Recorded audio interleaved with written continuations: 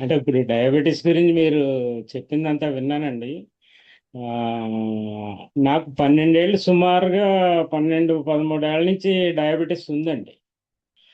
ఉండి యాక్చువల్గా ఒకనొక టైంలో నాకు హెచ్బిఏవన్సి 13కి వెళ్ళిందండి.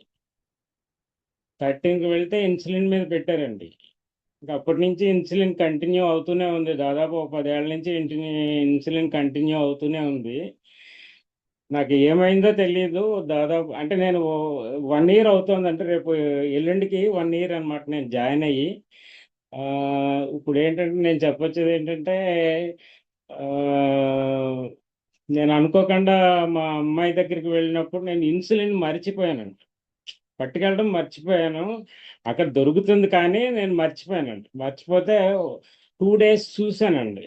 చూద్దాము టాబ్లెట్లు ఎలాగో పడుతున్నాయి కదా అని చూశానండి. చూస్తే నార్మలే మెయింటైన్ అవుతుంది, పైగా లో మెయింటైన్ అవుతుందండి. అంటే అక్కడ కొంచెం ఫుడ్ హ్యాబిట్ కూడా మారిందండి. లో మెయింటైన్ అవుతుంది అనమాట. సరేనండి, నేను ఇన్సులిన్ని దాదాపు 30 + 30 60 పాయింట్స్, 60 యూనిట్స్, 60 యూనిట్స్ తీసుకునేవాడిని పర్ డే. ఎందుకు అంటే ఆల్ ఆఫ్ ఎ సడన్ మానడం ఎందుకని ఒక 5 పాయింట్స్ మాత్రమే తీసుకున్నానండి. స్టిల్ అలాగే మార్జిన్లోనే మెయింటైన్ అయిందండి రీసెంట్గానే.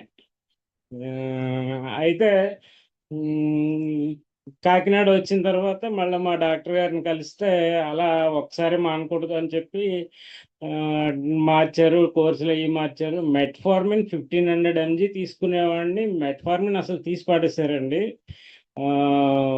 100 IU 60 పాయింట్స్ పర్ డే తీసుకునేవాడిని, 40 IUని 9 పాయింట్స్కి తీసుకొచ్చారండి. స్టిల్ నార్మలే మెయింటైన్ అవుతుంది. అది మొత్తం మీద ఆ, ఈ డయాబెటిస్ రేపటి క్లాస్ సందర్భంగా ఈరోజు మీరు ఇచ్చిన ఇంట్రడక్షన్ని పురస్కరించుకొని చెప్పాలంటే కంట్రోల్కి ఖచ్చితంగా వస్తుందండి యోగాతో అని చెప్పాలనుకుంటున్నానండి. అంతే సార్. నమస్తే.